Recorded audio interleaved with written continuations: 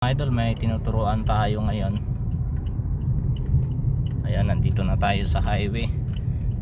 Kasi medyo marunong na sa mga idol. Ayan, malawak naman yung kalsada dito.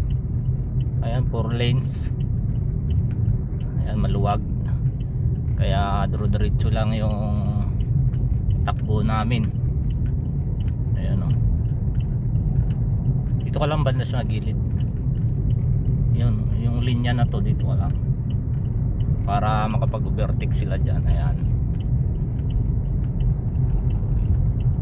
magandang mag-practice dito kasi napakalawak ng kalsada, tapos konti lang yung dumadaan.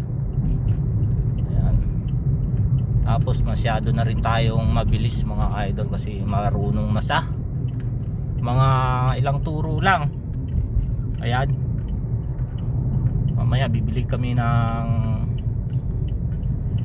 mais sa madadaanan namin dito kasi dito parang maraming nagtitinda ng mais. Yun, may bago tayong driver. Yun, kaya ingat kayo sa biyahe mga idol. Yun lang. Bye.